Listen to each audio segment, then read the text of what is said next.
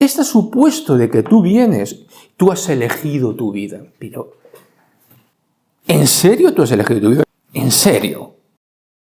Cuando tú te encuentras con personas como yo me encuentro constantemente y veo las huellas en su vida presente de los traumas del pasado, de los condicionamientos del pasado, de todo, te das cuenta, y ahí lo expliqué en Vuelo a la Libertad, de que tal cosa como los planes del alma no existen. Porque tu vida no es tu vida. Tu vida es el resultado de las vidas que viviste, pero cuyo contenido intelectual has olvidado los hechos, pero no el hecho emocional, porque las emociones están ahí, son el residuo de todo aquello y existe.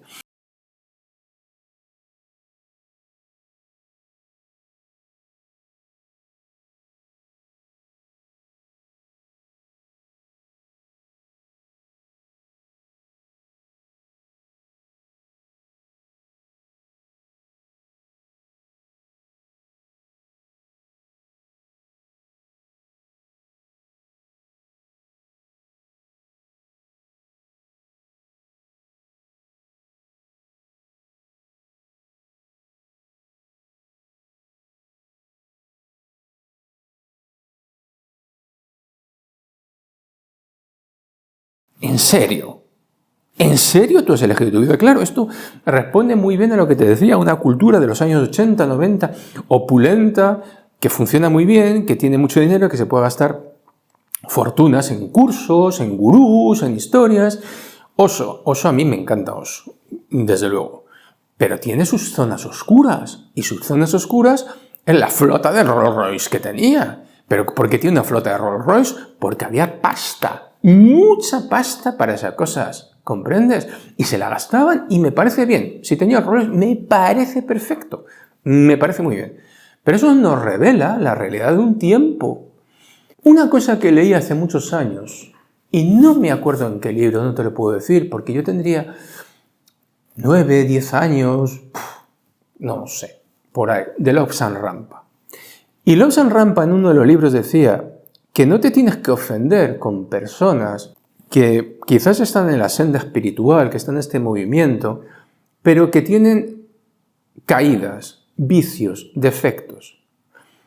Y hacía referencia, por ejemplo, a cosas como el alcohol, porque en la época de Lobsang Rampa no estaba tan metido en las drogas ni cosas por el estilo. Tenía que ver con vicios, hacía la mención. Y hacía la mención de que para esas personas tan despiertas, tan conscientes, la vida es durísima. O sea, el rozarse con el espíritu, como hoy he señalado, hace bastante insoportable la vida. La vida es durísima. O sea, el rozarse con el espíritu, como hoy he señalado, hace bastante insoportable la vida. Y es una constante, y cuanto más roces, más difícil es tu vida. Y es muy difícil, hay que ser muy disciplinado para mantenerlo. Entonces cometes errores. Pero si además eres una persona que está en el foco de las luces, tus errores van a ser engrandecidos. Y más cuando tú no interesas. Una persona me decía sobre Neville, ¿no? Es que era alcohólico. ¿Y por qué esto no lo puso en conocimiento de su mujer? Otra cosa me dijo así. Por favor, yo no puedo hablar de estos temas con las personas más cercanas que tengo. Le resulta ajeno. No me doy el alcohol ni me doy otras cosas por mi propia estructura mental. Pero si mañana yo saltara a la fama por lo que fuese, ¿tú qué crees? A mí me harían picadillo. ¿Por qué? Porque yo no vengo de un santo sanctorum. He tenido una vida, he vivido. Precisamente he vivido, y una de las cosas buenas para mi trabajo de ayudar a las personas a limpiar su propia vida es que yo he cometido esos errores, yo he estado ahí, yo he vivido eso. Es eso. Pero claro, me harían picadillo, y claro, le hicieron, hablan mal de Neville, de Castaneda, de esto, del otro. Hay argumentos. ¿Para qué? Para validarte a ti mismo tus propias creencias de ciertas cosas. De esa forma te validas atacando a personas como estas. Como hoy se validan las personas atacando a personas como cité en Salir de la Matrix, pueden ser Yados, pueden ser Andrew Tate, puede ser Iman Gatsby, pueden ser Jordan Peterson, pueden ser tantos. ¿Por qué? Porque estas personas te están pidiendo algo que las personas no quieren. Determinación, trabajo, disciplina. Salir de la Matrix implica todo eso. no sentarte a verme a mí. No vas a salir de la Matrix así. Sea como sea, los planes del alma van por ahí. Y solo hace falta mirar el mundo para darte cuenta que es una falacia. ¿Y estos planes del alma dónde se crean? Bueno, teóricamente se crean en los espacios entre vidas. Y aquí es donde entramos a la experiencia que yo puedo explicarte. Cuando empecé a trabajar con regresiones, para hacer regresiones a otras personas, para facilitar regresiones, yo no me considero terapeuta. Yo no soy un terapeuta. Porque mi mente no es la de que las personas que vienen a trabajar conmigo están enfermas. ¿De acuerdo? Están perdidas. Tienen que reencontrarse, tienen que reencontrar el conocimiento. Pero yo no las considero así, con lo cual yo no me considero terapeuta. Yo me considero un facilitador. Pero esta palabra, ponerla en la web, pues no tiene sentido porque nadie habla así. Entonces yo me considero un facilitador. Entonces cuando quise desarrollarme en esto, aparte del máster en PNL y leerme todos los libros y hacer otra serie de cursos, otra serie de formaciones que hice, pues como digo, una de las cosas fue leer los libros y dos de ellos fueron Michael Newton. Y a mí me pareció una locura lo que ahí decía, me pareció demencial, pero casualmente una persona un día en regresión, momento de muerte, se va allí de forma automática y me empieza a describir de forma automática el consejo de ancianos. Y yo, cuidado, que una de las cosas que yo soy muy cuidadoso y siempre he sido muy cuidadoso ha sido no inducir a las personas a que vean ciertas cosas, que experimenten ciertas cosas, sino seguir a la persona. ¿Dónde estás? ¿Qué estás experimentando? ¿Cómo te sientes? ¿Qué es lo que percibes? ¿Qué ves alrededor? ¿Cómo tal? Darle herramientas para iluminar, para oscurecer, para intensificar. Cosas que se aprenden en PNL. Bueno, y el caso que se me va de ahí. Y a partir de ese momento yo empecé a trabajar estos espacios con mi ignorancia, con mi propia estupidez y necedad, partiendo de la idea de Michael Newton, sin darme cuenta que Michael Newton estaba, y yo mismo trabajando con los conceptos que he explicado sobre el espíritu, que eran esos tres cuerpos, cuerpo físico, el cuerpo mental y el cuerpo energético, lo que llamamos alma, que como te expliqué y está ahí en la lección de la divinidad del Bhagavad Gita, que está en Café Amargo para el Despertar, ahí puedes entrar más en el concepto. Pero en aquel momento yo no nací enseñado y me quedé enganchado, como él mismo, en esa parte, que esa parte, como muy bien decía en la India, que es el Anamaya Kosha, Manomaya Kosha y Pranamaya Kosha, pero que es físico, pues está agarrado a esta matrix, pertenece a esta matrix, no es el Vijnanamaya Kosha ni el Anandamaya Kosha que están fuera. Entonces todo el análisis se hacía desde una parte que sería Manomaya Kosha, la mente. Se haría desde ahí, no se hacía desde una parte superior, ¿de acuerdo? Entonces empecé a trabajar con esto y yo empiezo a tener dudas. Porque me di cuenta que las personas que se supone que con esto podría ayudarlas, no las ayudas. Además me doy cuenta de que la sala de pantallas que yo había experimentado en una regresión, es muy complicado entrar en ellas. Parece como una barrera. Date cuenta que mis conocimientos entonces no son los de hoy. Estamos hablando del año 2004, 2005, estamos en el 2023, han pasado 20 años. Yo no tenía la soltura, la tranquilidad, la seguridad que hoy puedo tener en ciertas cosas, la confianza para trabajar ciertas cosas. Iba a remolque de todas estas ideas. Yo iba a remolque y no podía. Pero claro, no encajan las cosas. Y entonces te voy a explicar el día crítico que a mí se me rompió la cabeza, que yo rompí con todo esto y se acabó. Resulta que tengo en regresión una persona cuya vida nace en una granja donde su madre la ha abandonado. Bien. Su madre la ha abandonado y ya de entrada es una víctima. Y siendo muy jovencita, es abusada, se queda embarazada y tiene una hija. Esta chica no tiene nada. Vive en lo que es una aldea, donde además la maltratan, donde se siente mal, donde la abusan, y lo único que puede hacer con esa niña es llevarla a un convento, dejarla en la puerta para que le cuiden. ¿Por qué? Porque no quería entregarla a nadie del pueblo para que tuviera una vida de esclava como la que estaba teniendo ella, porque la estaban tratando como una esclava, y este sufrimiento. Esta persona no tuvo una puñetera oportunidad en su vida, ni una sola. Y murió joven, tristeza, desesperación, mala alimentación, malos tratos y todo esto. Entonces llegas al momento de morir, internamente está destrozada, no se puede trabajar cierta técnica de repetición del trauma porque ahí no se puede trabajar de esa manera, y la ayudo a que pase el proceso hacia los espacios entre vidas. La ayudo simplemente acompañándola, no diciéndole vas a ir a tal sitio. Y casi de forma automática ella sola cae en el consejo de ancianos. ¿Vale? Y cae de forma, yo pregunto y efectivamente me va describiendo el sitio, me va escribiendo incluso su guía ahí atrás, detrás de ella, tal como lo describe Newton. O sea, yo no le estaba diciendo lo que tenía que ver, me lo estaba diciendo ella lo que observaba. Pero con un dolor, con un sufrimiento que tú no te puedes hacer una idea, porque el sentimiento de culpabilidad era brutal. El diálogo con aquellos seres es surrealista. Es surrealista. No te preocupes, no pasa nada, todo ha sucedido tal como tenía que suceder, esto es para tu evolución, esto te ayudará, tal. Y la clave, tendrás tiempo para reparar. Y claro, yo me echo las manos a la cabeza y digo, estamos locos, estamos locos.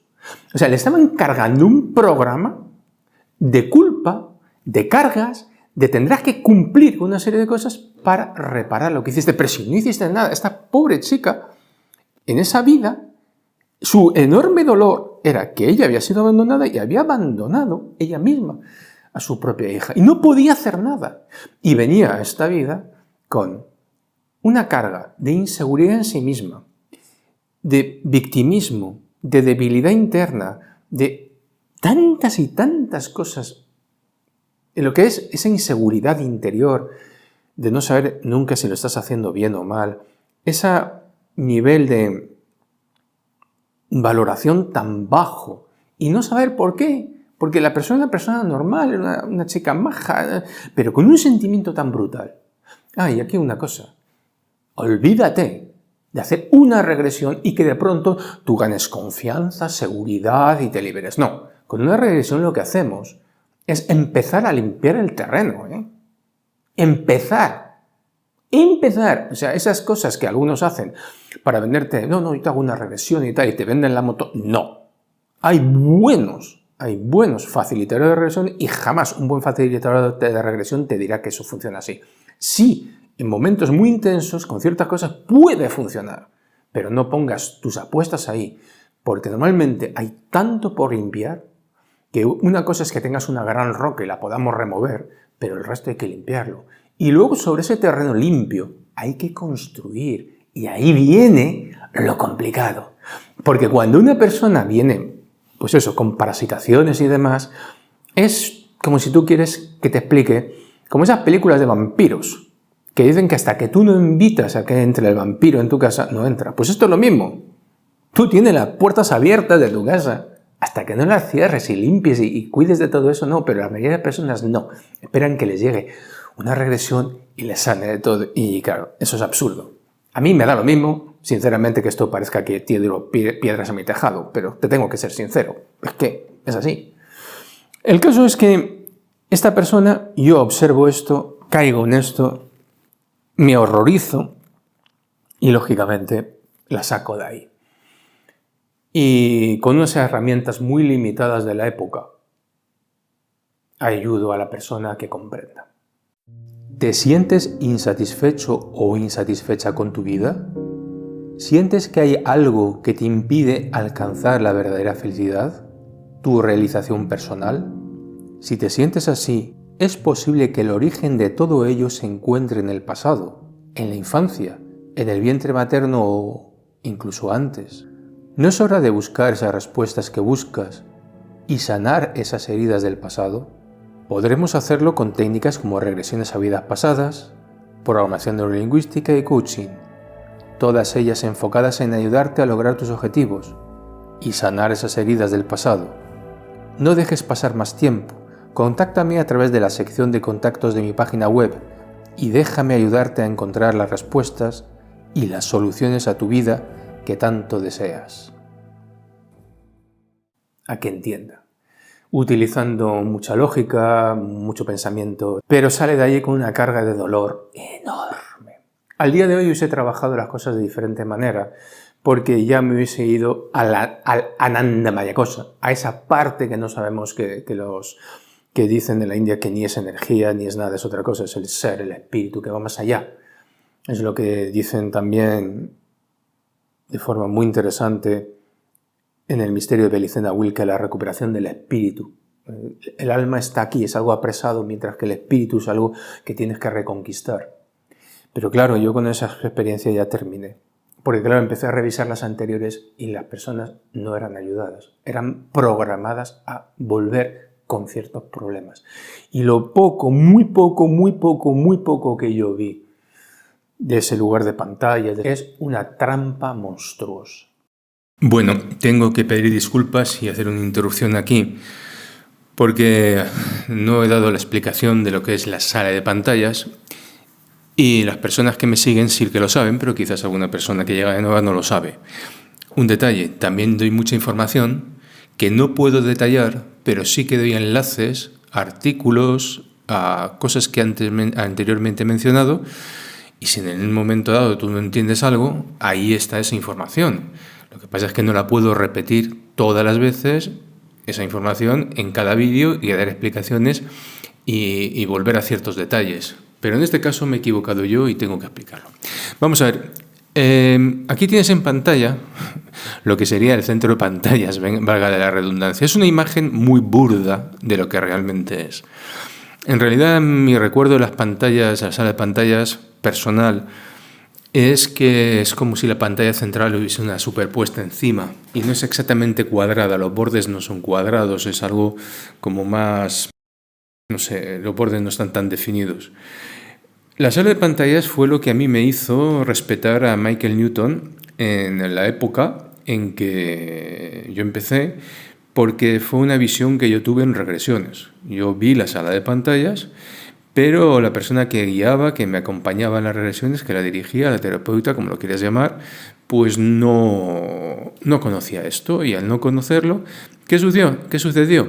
Pues directamente que no me pudo acompañar en esta experiencia de una forma correcta, porque lo desconocía.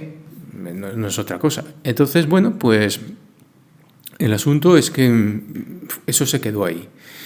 Es una sala que tengo que decir que es de un acceso no muy fácil, por lo menos para mí no me ha sido nunca un acceso fácil, quizás porque cuando ya he trabajado con ellos yo tenía una mente crítica, y es donde teóricamente se organizan los planes de vida. De ello hablo desde el otro lado, donde te cuentan lo que va a ser mejor para ti, para tu alma, lo que va a ser mejor para tu desarrollo, lo que va a ser mejor para tu evolución, lo que va a ser mejor para reparar.